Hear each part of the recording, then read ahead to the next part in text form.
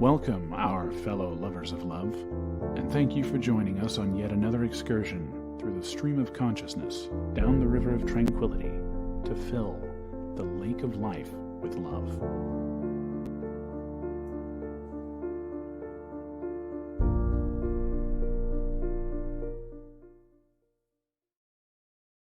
Good evening. Thank you for joining us. And we were just listening to Don't Bring Me Down, the Electric Light Orchestra. That's if you want to tell us how old we are. But they have girls dancing on it, and it always gives me happy feet. They're all jumping around. Hopping up into this into a good mood. It's probably not a bad way to start a show about anxiety, quite frankly, because, I know I struggle with anxiety. I've dealt with it my whole life. But if not yourself, everybody knows somebody who has some form of anxiety issues. I think we've discussed it before, 20%. I think it's 19% is what they technically said, but about 20% of the population could qualify as having some form of anxiety disorder. And that's a disturbingly sad figure, because I know what anxiety disorder is like, and it's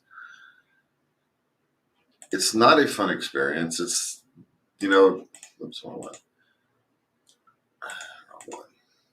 Gosh, I can't hit the right buttons today.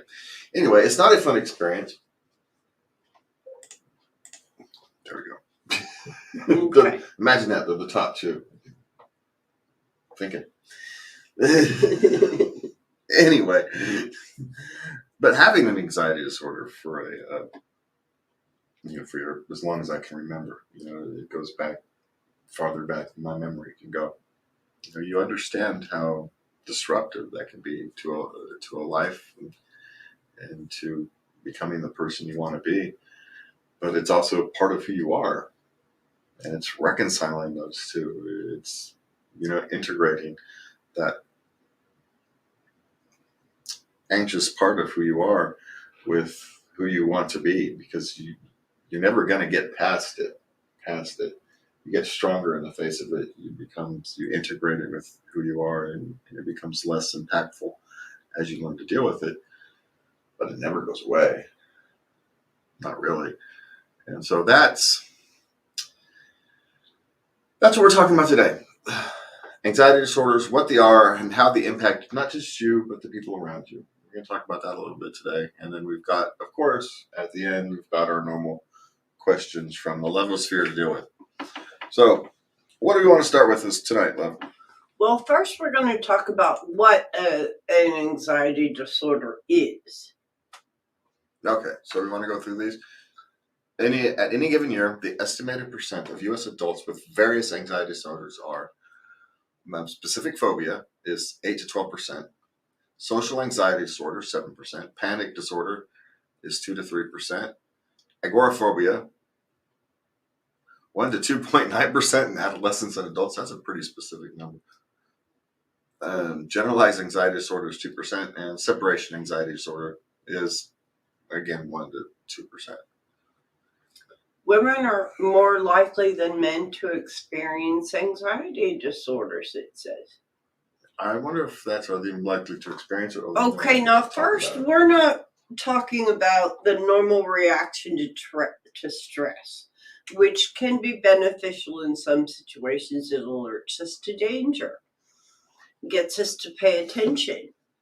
But anxiety disorders differ from normal feelings. Yeah, we're not talking about you getting nervous before you have to give a big speech. We're talking about excessive fear or anxiety. Right.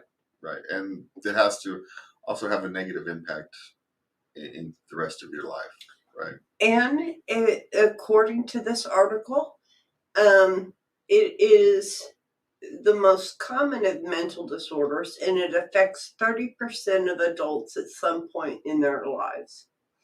Even though I get to point out that if something affects 30% of the population, maybe it shouldn't call it a disorder.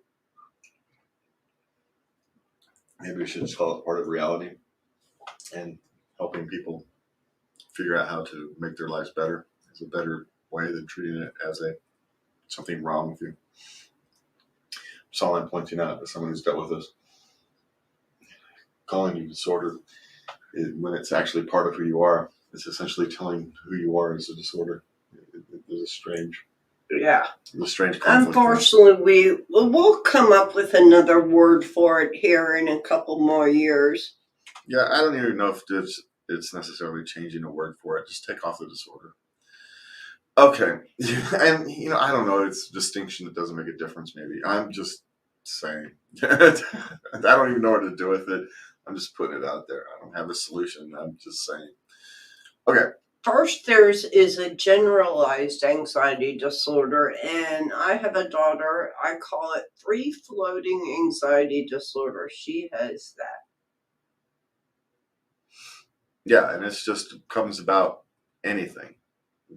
Buying a hamburger can set off a panic attack, which oddly enough is the next one on the list: panic disorder. And panic disorder, panic attacks. See, some of these kind of intermingle.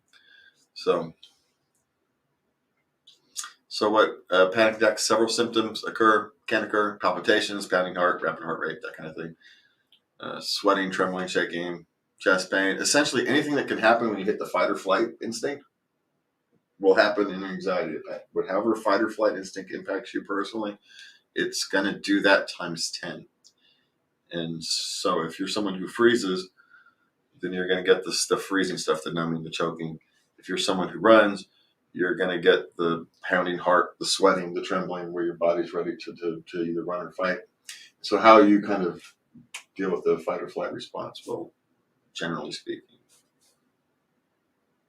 trigger what reaction you're going to have. Yeah. And remember, these are instinctive reactions. They don't say anything to you as a human being. It's just what happens, what's hard coded, essentially. It just is. And because these symptoms are severe, and it's not just a light symptom, it's a severe thing where it changes the way you perceive the world, right? And then you become so afraid of having these panic attacks that it changes the way you perceive the world. That's why they believe you have things like a heart attack or life-threatening illnesses. They often go to emergency departments because they don't know what else to do. You're having this thing, you can't pinpoint what's wrong with you, so maybe it's something physical. And you do this enough times and it will be something physical. Your body will start to break down. So, that's why it's important to find ways to, I don't want to say treat them, find ways to deal with them. Okay. Next one on the list is what? Phobias.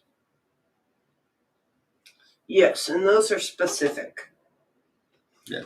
Such as fear of flying, fear of spiders, fear of public speaking, and people will go to extremes to avoid them. You know what I found out recently? That I actually don't have a fear of flying. It's not the flying that bothers me. Once I'm on the plane, I'm fine. It's everything to do with the anxiety trigger isn't the plane. I always thought it was the plane that was the anxiety trigger. It's everything else to do with TSA. It's not just it's everything else to do with the thing. Once I'm on the plane, I'm perfectly fine. I am perfectly fine on the plane. Okay, after a long flight, sometimes just this constant drone of the engines can start to get to my nerves, but that's a different thing. But on the plane, I'm actually fine. I don't fear crashing or whatever. Life's going to be what life's going to be. Que sera, sera, all that. But it's not the plane. It's getting on and dealing with the off and all that. That's what my stress is on. And I didn't know that for the longest time. I thought it was a fear of flying that I had, but it wasn't. It's amazing we're constantly learning about ourselves, isn't it? Yeah, it's a strange, real thing. It's like the time when I sat down in the TV studio for the first time to be a guest, and I wasn't nervous. It's the strangest feeling in my life. I was all prepared for this big, huge, panic, nervous thing, and I wasn't. So that's when I came up with the phrase. Well, if it made any sense, it would be called a disorder because it just doesn't make any sense. Okay, so agoraphobia. Did I say that properly? Yes. Is the fear of being in situations where escape will be difficult or embarrassing. Help might not be able, and panic. So separating this from general anxiety is probably difficult, but fear of using public transportation, being in open spaces, Being close, in closed spaces. standing in line, being outside the home alone. I used to call it being afraid of a satellite falling on my head because I didn't know what else to deal with it. I wasn't actually afraid of a satellite falling on my head, but it made as much sense as that. And so that's how I started to get a grasp of it. But yeah, all these things, string close to home. I had a bunch of these apparently. Social anxiety. So I can speak. Social anxiety disorder. I'm going to slow down is what I'm going to do. A person with social anxiety disorder has a anxiety or discomfort about being embarrassed, humiliated, rejected. Basically, you're the butt of all social interactions is what your fear is, whether real or imagined, right? You're gonna. Well, I have this slightly, but I wouldn't say it's a phobia. I just say, screw it. I'm just going to have a conversation. I'm going to do my best. Yeah, I mean, most people are just people out doing their best, and the fear, anxiety, and the problem isn't that we all kind of deal with that on some level. It's when they cause you problems in your daily functioning, right? That separates from kind of the normal course of human existence to a problem. Social anxiety, separation anxiety disorder is another one. That one's actually fairly obvious. You're afraid to be alone, and so. Well, you're afraid of separation from the person you're attached to. Yeah. Yeah. Yeah, you're afraid of being emotionally alone is what you're actually afraid of. Not physically alone, it's emotionally alone. Causes of anxiety disease are unknown. Nature plus nurture is always kind of my go-to when these kind of things are unknown. Yeah. There's some of it is you're naturally born a certain way. The diversity of human existence, it kind of proves that there is some benefit to having a certain percentage of the population who is hypervigilant, right? Especially when you're in small communities, which humans have existed in most of their time. So when you think about on evolutionary standards, it makes sense that you have people who are hyper fearful. But in the modern world, it just makes life really difficult for those people. And so, plus you end up with things that they didn't have to deal with in the past, like public schools. In the past, you learned there was small social circle, your family unit, maybe your tribe of a couple hundred people. Now your schools have 1,000 people in them. If you're a socially fearful person, I can speak tonight, can't I? A little bit. Little bit. If you're a naturally fearful person, then that's going to have consequences. It just is. And diagnosis, this is one of these things where I have a tendency, you don't need a diagnosis. If you have anxiety disorder or not. Now you will need to go through the process to get proper treatment, especially if you need medication. And, preferentially medication is to fill a gap, to bridge you until you can deal with it yourself. But some people need medication your entire lives. There's nothing wrong with that. It's a tool in the toolbox. There is no magic pill. My medication is a tool to help me get out of the thought loop. But I have to do the effort. I have to still do the work. Yeah, the pill isn't going to change the thought loop by itself. I have to do the work. It does make it so you can. I can. I'm not stuck in that thought loop all day long anymore. And so if you need, you need medication, take medication. Don't be silly. But, I always be aware of, becoming dependent on any medication if you don't have to be. But have the key word there was have to be. Sometimes you have to be. I have to take a pill every day for the rest of my life. I'm not afraid of taking medications every day if you need it. It's just make sure you need it. That's all I'm saying. Yeah. Yeah. Because sometimes people go for the theoretical quick fix. And that's not a solution. It's a long-term issues we're dealing with. Okay, so what else we've got tonight? Apparently, beta blockers used for heart conditions are sometimes used to control physical symptoms of anxiety. Ah. Okay, I found an article, people talking about what it felt like. Okay.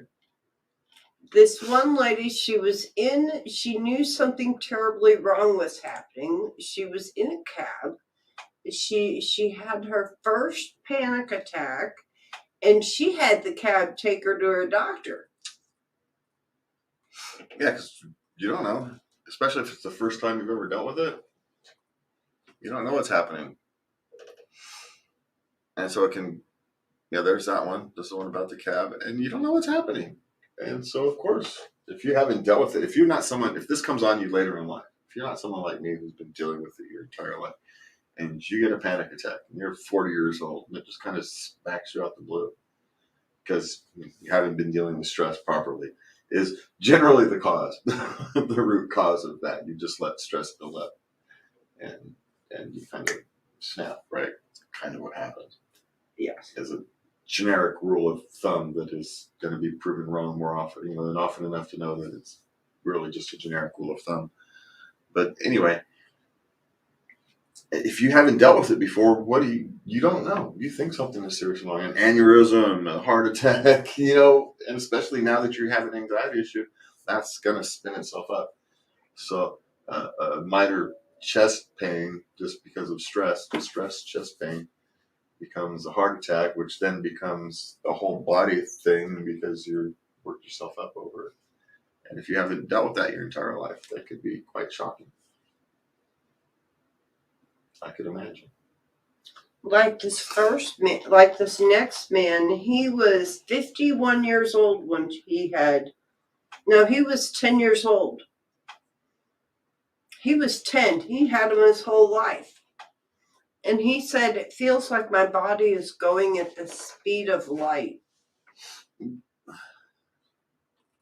Yeah. He feels dizzy. His mind is racing. This next lady, she freezes. She can't move, and she thinks the end is coming. Yeah, I've had them where I literally can't speak, right? It takes a couple of days for it to unwind. Yep, we had to write notes. Yeah, and another man, 42-year-old, thought he's having a heart attack, which is a common one. You feel like you're dying and going crazy at the same time, which is a common one because there's nothing wrong with you. What's wrong? It makes you feel like you're going crazy. It makes complete sense. I'm going to buy the hamburger. What do you want? What do you want from me? Okay, now they do talk about who is at risk for anxiety disorders, and they say that certain personality traits, such as shyness or behavioral, were on anxiety disorders, types, causes. Okay. Because the other article was done. Okay, well, you just moved on with that transitioning. Okay, no, it's all good. Sorry. It's all good. We're caught up. We're very professional here.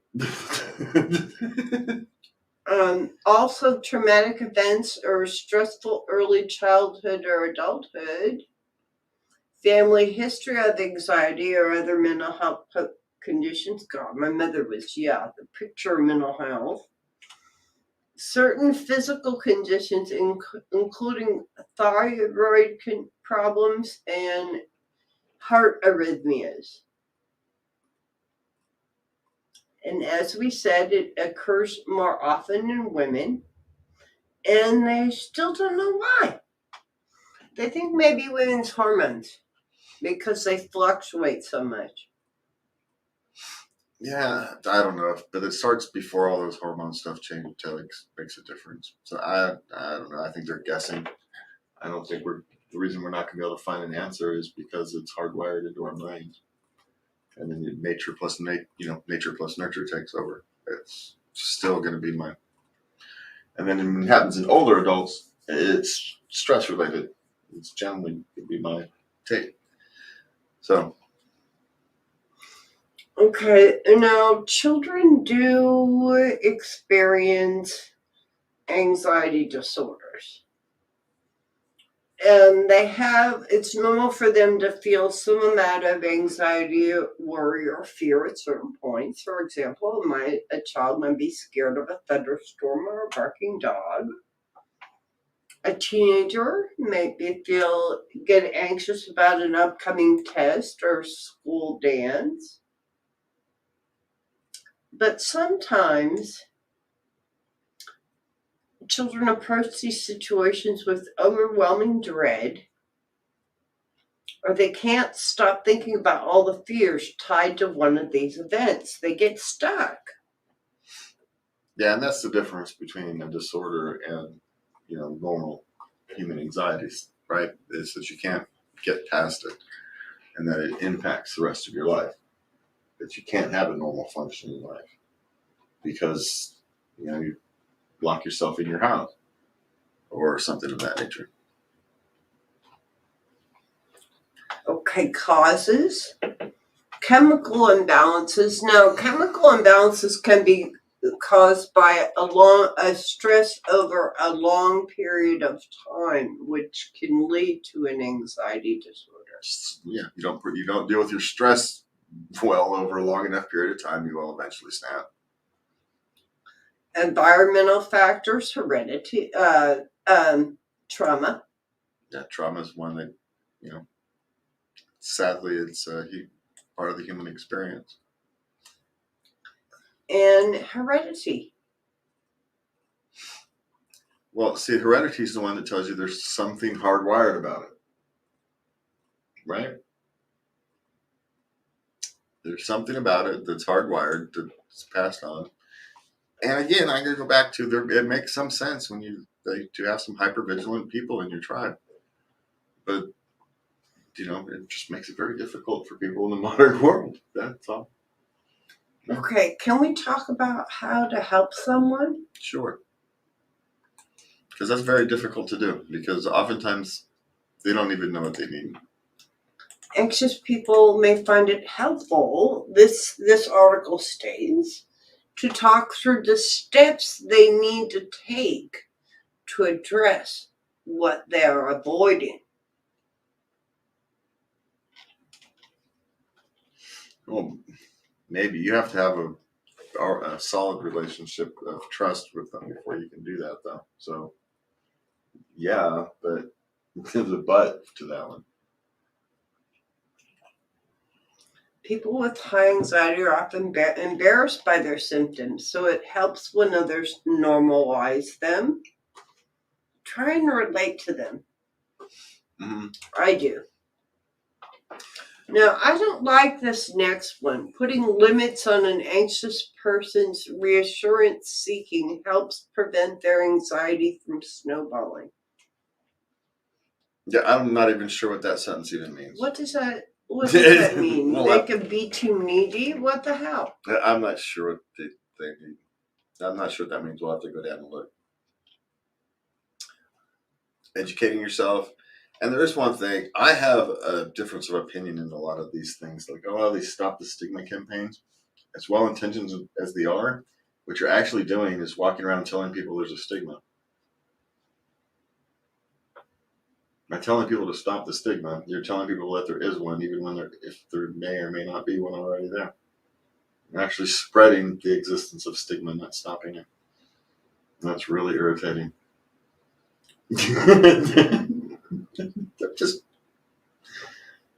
I understand it's well intentioned. I'm not saying that I get the point. It's just not how real world works. Yeah. And so you're just actually reinforcing the idea that there is a stigma when the stigma is at the lowest point that's ever been.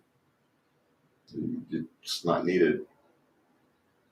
So anyway, my little rant there on that.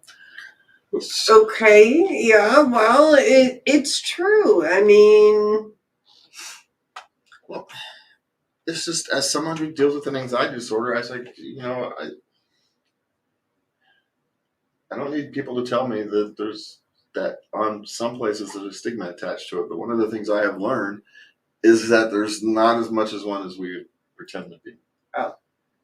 There's just not. Most people are perfectly happy once you explain to them and talk to them. They're being a rational human being. It's amazing.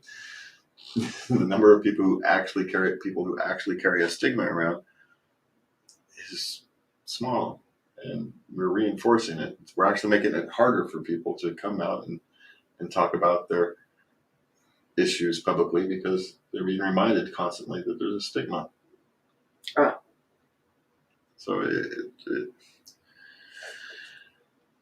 like I said, I have mixed feelings over it because I completely understand that they're doing their best and they want to help and that they think they are helping, but it's not how the real world works. All right, so where are we at? Okay, well, how you can help your friend? You can help with some anxiety strategies like exercise. Go to the gym together, take a walk, going to a yoga class or doing meditation, doing that together. Yeah. Okay. Finding some of the exercise buddies always good because it helps for an exercise. Okay, working through a hierarchy of things someone is avoiding or putting off due to anxiety. You're going to have a very strong relationship or pre-existing relationship to do that with. That's a spouse or best friend type thing. Just want to be clear. Otherwise, it's not going to work the way you think it is. Because it's not your place to actually sit down and work through a hierarchy list of things. That's a job of a therapist, maybe a wife, or a spouse, and maybe a best friend, if depending upon the type of relationship. It's just not nobody else's sit down and work. Yeah. There's too much area for conflict. You're actually going to create stress, not deal with it. I mean, I understand what they're trying to do, but I'm just saying you have to have a pre-existing strong relationship for that one to work. Spotting and balancing anxiety and thoughts. So I'm not even sure what that one means in this context. It says if you don't get an email reply back from someone straight away, that doesn't mean bad news. Yes, but how is your friend going to help you do that? I mean, maybe if you talk to them about, I'm really irritated this person didn't email me back. Says, he's terrible about responding to emails for everybody, ain't you? Okay, that one, all right, I get it. Help your anxious friend break free of avoidance behavior. What do you think they're trying to do? Now, it's the avoidance behavior isn't what causes anxiety. My God, this article is nuts. It's not the avoidance behavior that causes anxiety. It may build on the anxiety because there's something you need to do that you're not doing, and that just adds to a different type of stress. Well, they give some examples. Common examples of behavior include avoiding making phone calls. Yeah, I do it all the time. Getting started on a task that feels intimidating. Yeah, okay. Repairing mistakes. I don't know what that means. Making requests, such as asking a boss for a time off.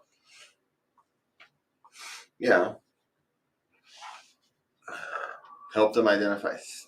See, they don't need you to identify them. They know. No person who has anxiety doesn't know. So they don't need help identifying them. He may need help getting through some of these things, but they don't need help identifying them. Trust me. There's no need to help identify. They know exactly what it is. All right, let's blast. We're at halftime, so let's blast through these things. Destigmatize your friend's experience of anxiety. I swear some of these things are just making people worse. Are these people actually psychologists? This is from Psychology Today, so you would think so, but this is a terrible article. Be aware of their reassurance-seeking trap. What are these people, insensitive? These people have read too many books. assist your friend, spouse, family member in getting help with anxiety. That's true. If you can help them get, your family can each contribute $20 so you can pay for a therapist, that'd be a great thing to do, right? That's one of the best things you can actually do. Okay, they say the best thing you can do when someone is having an anxiety attack is to be present with the person and help them concentrate on slow breathing. Yeah. When someone's having an anxiety attack, the best thing you can do is to simplify the world around them. If they're in a complicated, crowded space, get them someplace where they feel safe, secure, and quiet. And if they have a favorite show or something, have them watch that. Make sure there's no violence or anything triggering in it. Nice. 1980s sitcoms are great for that kind of thing because there's no stress to deal with. There's very little stress and that kind of thing, right? So when someone's dealing with high stress, what your job is to get them in a low stress situation. It's your job. If you really want to help your friend and when they're having a panic attack, don't worry about anything else. Simplify the life around them. It's the best thing to do. And then once you've gotten through the immediate panic attack, then you can deal with long-term strategies and whatnot. But in the middle of a panic attack, simplify the world around them, make them feel safe and secure, and it'll pass as quickly as it's going to pass. and then you can deal with, if they're ready to deal with long-term solutions, which aren't actually solutions. They're strategies to deal with it when it happens again, because it will. And that's the sad part of these things. Okay, so what do we have next, Lubby? Well, we have my dive into Reddit. Let's start with relationships. My boyfriend, 30-year-old male, expects me to text him before I, 29 female, come home and gets angry when I don't remember to. What is he hiding? She goes out of town for work for a couple days and she'll talk to him the night before. Okay, see you tomorrow, And she gets on the plane. She flies back. She's got all that going on. And she doesn't text him, hey, I've landed. I'll be home in an hour. So he gets really pissed. He won't talk to her all night. He says it's rude. Well, he's probably not hiding anything because you haven't found anything. But it's something else. What is it? It's hard to say from this kind of a distance, but it's not that he's hiding anything. Maybe he just thinks it's rude that the first time he hears you're safe from landing on a plane is when you walk in the door. We live in a world where, back in our days, that was the common occurrence. You didn't know someone was safe until they walked in the door. But in the modern world, everybody's a text away. There's especially if they're younger, under 30. Yeah, and lots of people who are about 30 years old don't know how to deal with their emotions properly. And so what is worry is coming out as anger. Now, at 30, you should be able to deal with your emotions properly. That's the bigger issue I would be dealing with. Why can't he deal with his emotions properly at 30 years old? Why can't he deal with, hey, I actually worried about you when you're out flying around, and I'd like to know that you've landed safe. And that's the last leg of the journey. Rather than just say that, it's become this whole thing because he doesn't want to make it about himself feeling Scared. Yeah, scared of being alone. Scared of losing you. He doesn't want to admit that. So it comes out as anger. And when you can't deal with your emotions properly, it comes out sideways. And your question is, how long do you want to deal with that? Or if he can grow. Maybe he can't. Maybe he can. But you shouldn't have to deal with anger on your coming home either. No. But, you could also solve that by sending him a text when you land. Still deal with the issue of him not being mature enough to deal with his emotions. But, you can send him a text when you land. Set a reminder on your phone. Send a text when you land. I don't know. have to find out how big of a deal this is. Okay. But anyway, the real problem is he can't deal with his emotions. That would be my suggestion. Okay. All right. My 19 male girlfriend, female 19, went to a concert with my male friends and rode on all of their shoulders. Am I insane for getting upset about this? No, you're a 19-year-old man who doesn't know how to deal with your emotions. It's perfectly natural. She rode on people's shoulders at a concert, which is a perfectly normal thing to do at a concert. It means absolutely nothing. So don't make it into something. Now, is the sting of jealousy perfectly natural for a 19-year-old male? Yes, it is. Yes, it is. So don't beat yourself up for it, but deal with it properly. And I think you're because you wrote the letter. It's like, you might be insane. No, you're not insane. The reaction is perfectly natural. How you deal with that reaction, sting of jealousy, is what tells you the type of human you are, not the fact that you had it. So you got it. There's nothing. And there's nothing abnormal about a teenager riding her male friend's shoulders at a concert. All this stuff is perfectly normal. Just it's how you deal with it shows who you are as a human being, and I think you actually know this because you asked the question. So Yeah. So you're on a good path, my friend. Okay, what's next? Yeah. My 31 male wife, 35 female, says she supports a particular hobby of mine, but gets visibly annoyed whenever I engage in the hobby. It's a video game. And this is one of these things. He played it like 10 years ago, and she was fine with it then. Then he got tired of it, and they came out with a new version, so now he's all back into it again, and she's not. She says, yeah, this is great, but, So she's not always going to be happy with your hobbies. It's perfectly fine. As long as she doesn't hold it against you. As long as she's not keeping some goofy scorecard, let it be. Let sleeping dogs lie. That's my suggestion. let her be upset. Yeah, she won't be upset for long. It'll just become a background thing. She's probably upset is that time you're now spending engaging in your hobby used to be spent with her, and that's probably what she's actually upset with. So maybe find a little more balance. It's something to consider. Yeah. So, but at the same time, maybe she had been, sometimes you go through periods of life where you get more attention than you, necessarily, I don't want to say deserve, but than you would normally get in the course of normal human existence for whatever reason. Right? Like he lacked a hobby, but now he found a hobby again. But do you really want him to not have his hobby?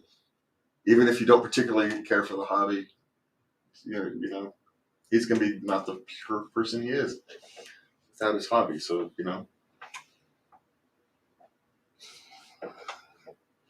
she'll get over it. Two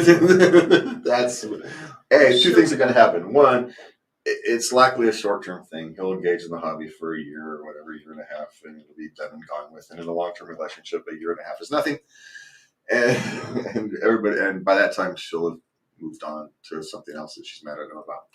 So just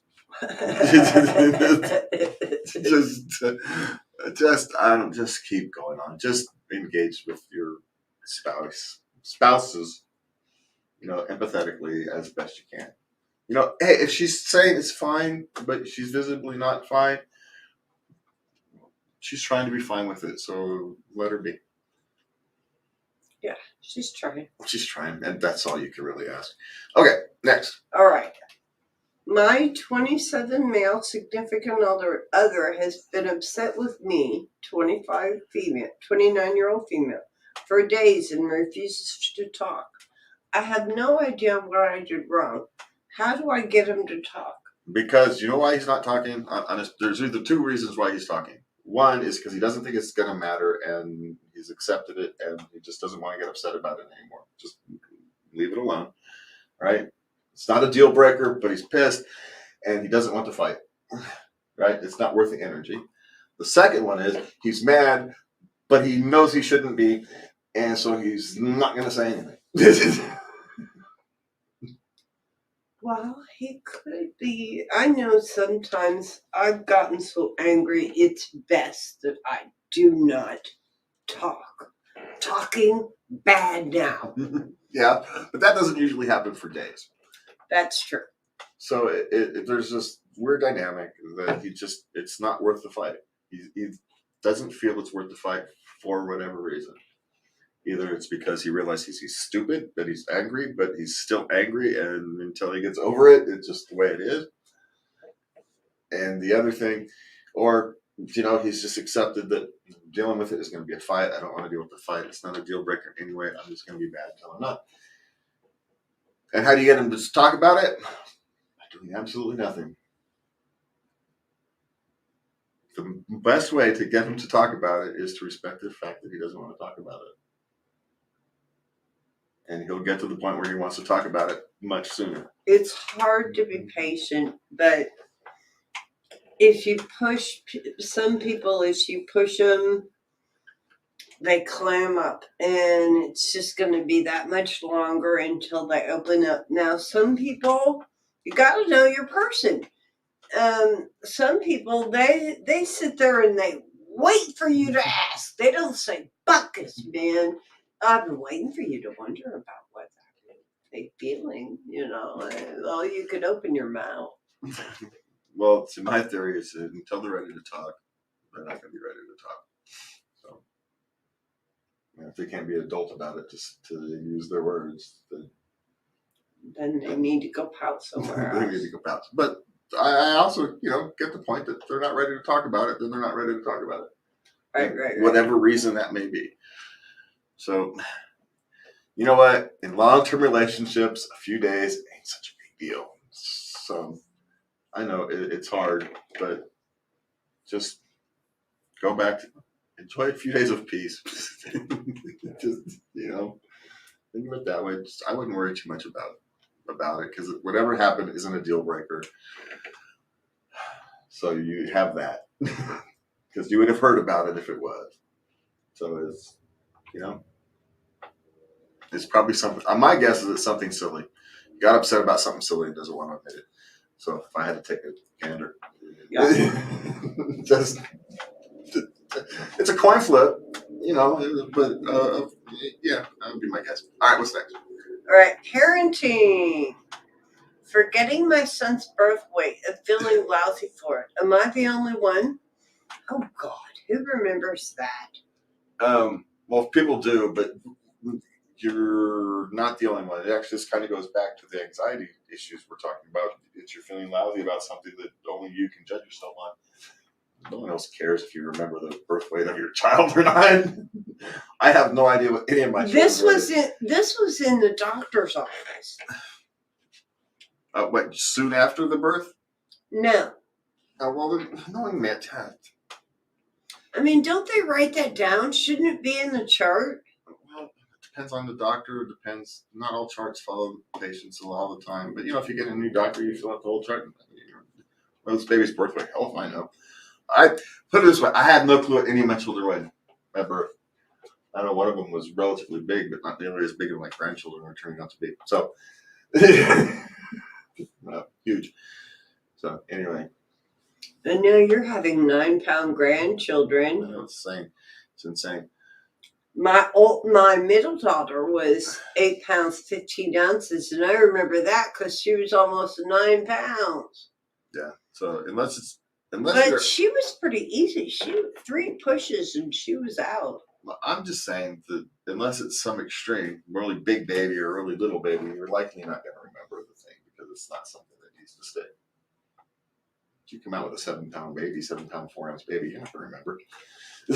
Well, some people will, but the average person isn't going to remember, right? Because it's not important. Just not. It's not. There's no war story to tell about it. There's no. Oh, there was a little thing, and it's a big. No, it's just a baby. So, anyway, No, you're not the only one on either of those. You're not the only one to forget your birth weight, your children's birth weight, and you're not the only one to feel lousy for it. But um, I have this new heart clip. I'm gonna take a thing for him. Just stop it. Just stop feeling lousy for it, because there's no reason to feel lousy for it. I know that's not gonna work, but stop it. That was very helpful, Jeremy. Okay, what's next? Should the husband plan Mother's Day for the mom if the children are small? Yeah, and her birthday and Christmas.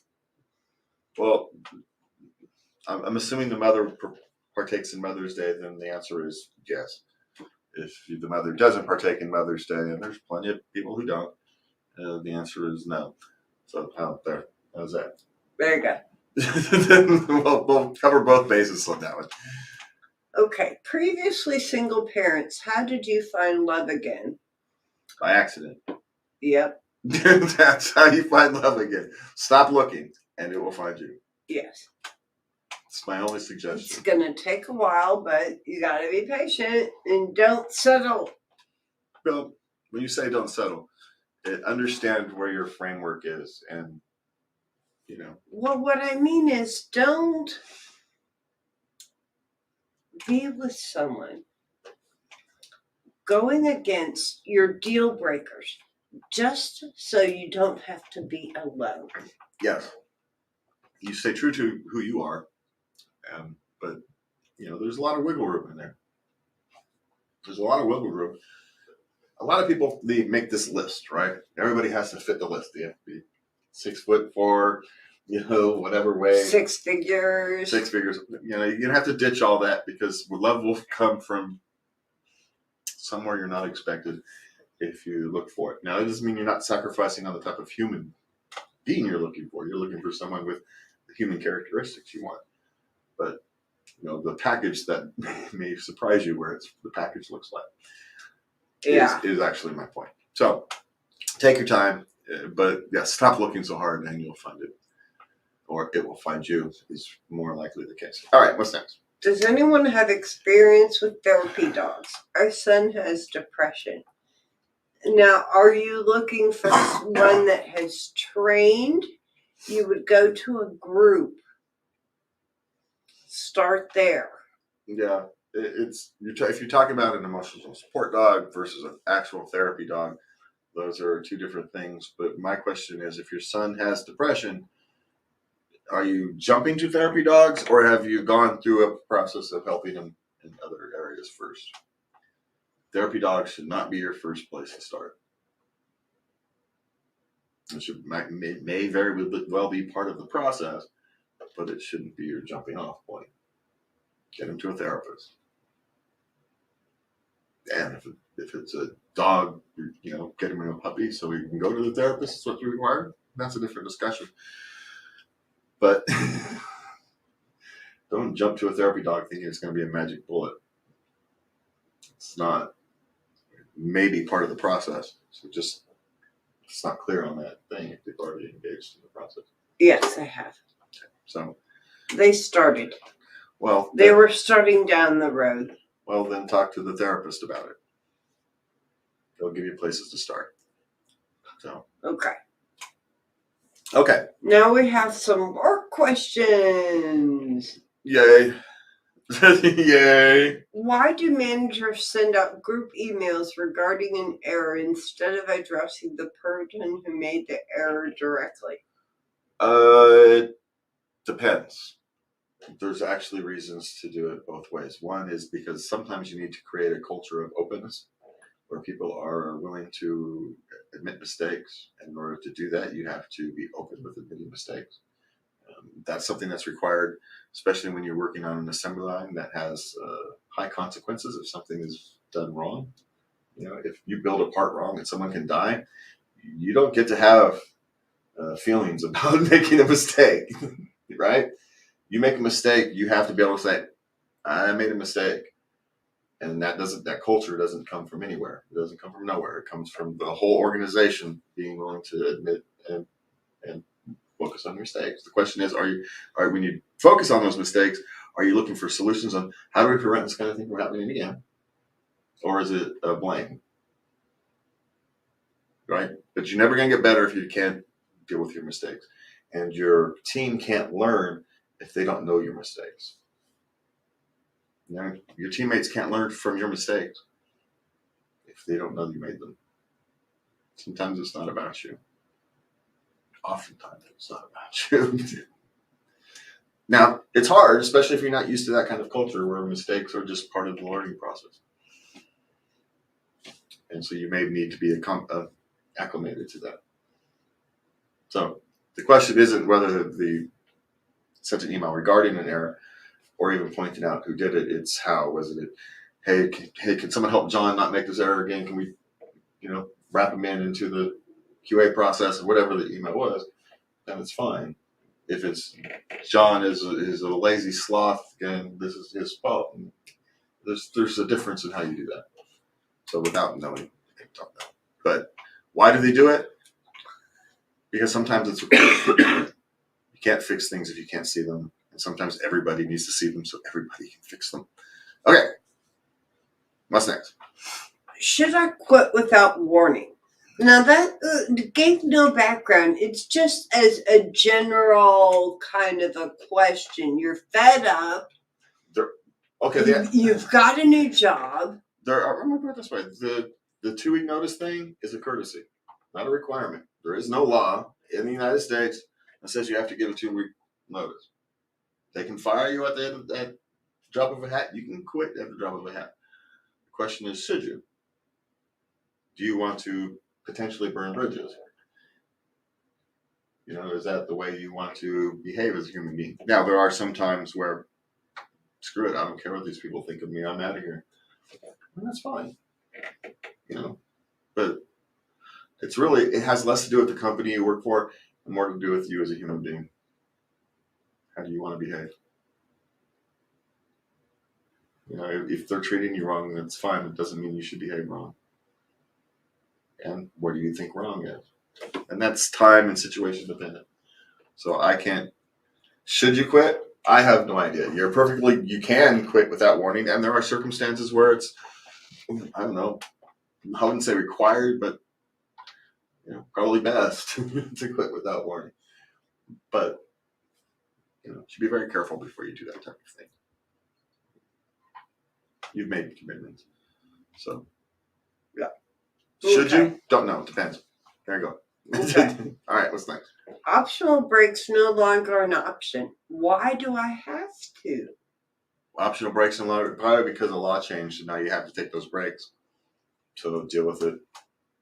They'll get in trouble if you don't. Do you like it? No, they don't either. So it's my guess. Either a law or a contract, union contract change. So now you've got to take a break you don't want to take.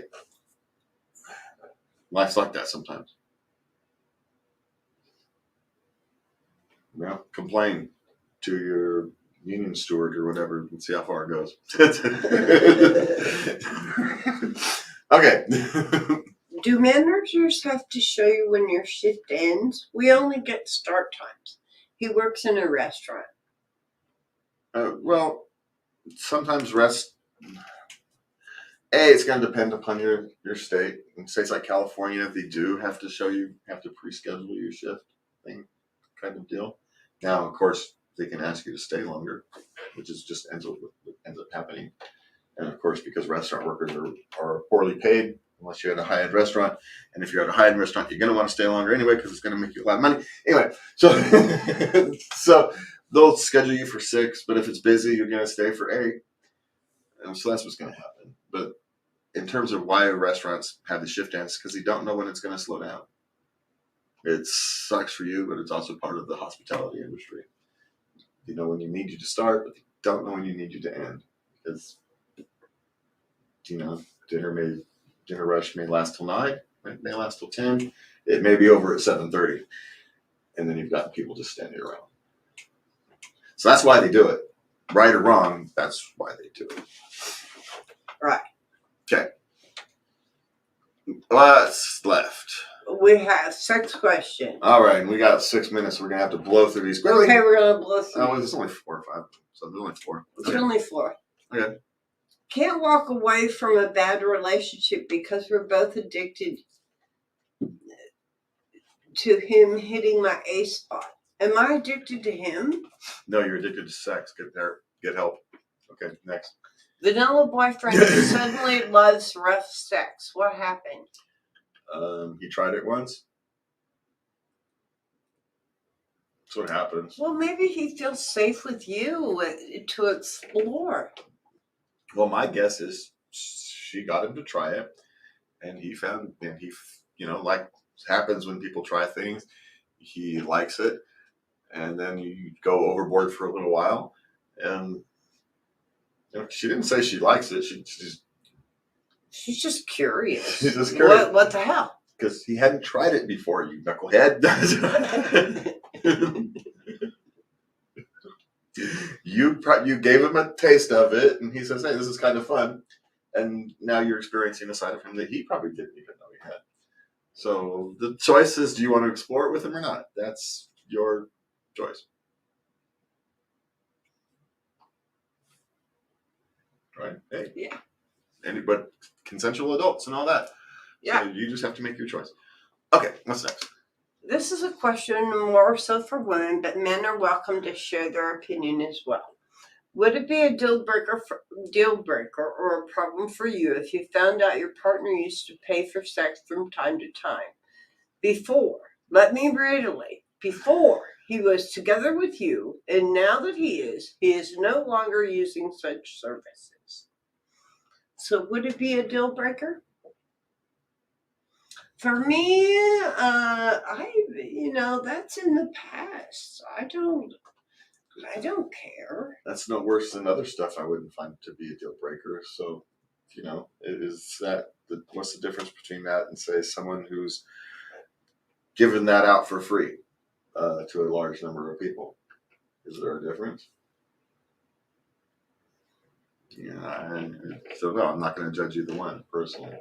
You judge the person who they are now, not the person who they were a few years ago. And even if you're going to judge them, most of the time that's done from loneliness or go up a couple questions or addiction, and maybe a combination thereof. And if someone has managed to get past that, why would you hold it against them?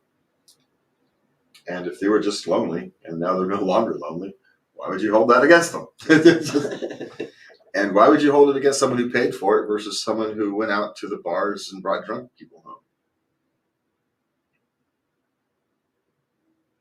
Is it worse? I'm not going to make a judgment on either one, but, why are you going to? Are you going to make a judgment on either one? Is it okay to go off and bring drunk people home and have one night stands versus pay a professional? Is there a difference? Fundamentally, I don't see one. So, but she didn't ask me, she asked you.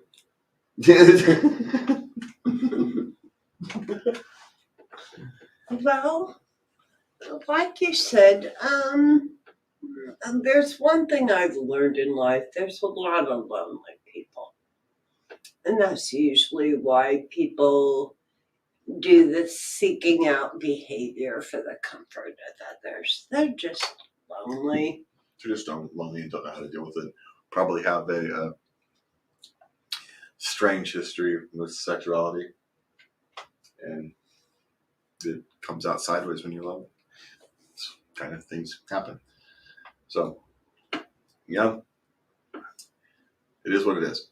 All right, what's the last one we got? Okay, how soon do you form a view of sexual chemistry with another individual when you meet them? How soon do you form sexual chemistry? I don't understand the question. How soon do you feel that sexual chemistry? It's different. There's no how soon. Sometimes it's immediate. I remember meeting this one guy, and I'm like, God, I'll follow you anywhere, Yeah, remember the first question, right? We even talked to. That was you, silly. Well, but I'm just saying, but in terms of answering the question, it's go up to the first one, right? They're only together because of their sexual chemistry. They even say it's a bad relationship, but they can't seem to get away from each other for sexual chemistry. How long does it take? Who knows? But it's real. How important is it in your life? That's another open question. If you've got high sexual chemistry, but it's a bad relationship, is it beneficial? What's the cost? So I don't know. How long? There's no longer than an hour, shorter than a year. How's that? I've had some people that I'd worked with. It took a couple of years for them to grow on me. So yeah, it can take. I don't know. There's no Because answer. it was work, and I didn't dip in the company pool. So so the answer to that last question is there is no answer. How do you explain human sexuality in a term that is universal? You don't. There's no such thing. And as we go back and we think about the start of the show, we talked about anxiety. Dealing with anxiety in some form, all humans do. And the difference between an anxiety disorder of some form and the normal human anxiety that everybody deals with is the pervasiveness of it. That it's constant every day. Normal people get anxiety when they have to, give a speech. We have, people with anxiety disorders get that when they get up in the morning. And so it's a different scale, but everybody can relate. You think about that anxiety you feel when you have to give that speech or whatever, and you can imagine what that would be like if you had to live your whole life like that. But there is hope, and it's sitting here right here in front of you. What was it? 15 years ago? 15 years ago now. I could barely leave the house. And now, I host this, I have a TV show. You're very responsible at work. So there's You get up and you go to work every single day. Yeah, but sometimes on Saturday. But the point of all that is that there's hope for you to become stronger in the face of yourself. I would like to think of it like a lighthouse, facing the storm. Right now you're a small little lighthouse that gets knocked over easily. But with a lot of work, you can build a lighthouse that will withstand the strongest storm. And that's your goal. You can't do anything about the storms. You can't. The storms are going to come. The storms are going to go. But what you can do is work on your foundations to withstand those storms. And we are here for you. We understand. And that camera moved again. It's been doing this to us all night. And because I wasn't looking. There we go. Your hair looks really great. My hair looks green. But anyway, it's the green screen problem. Your shirt was causing me a severe problem on the green screen tonight. It's not green, but it's bluish green. And anyway, yeah. I got your green screen to look good, but we all got a green halo. Anyway, well, next week we probably have another green halo because I'm still not going to fix these lights. I think next week I'd like to talk about bipolar disorder. So there we go. We've got what we're going next week. Next week's bipolar disorder night. So we will talk about that. Come join us for another excursion through the life of love. And please remember, love everybody. Good night. Ah.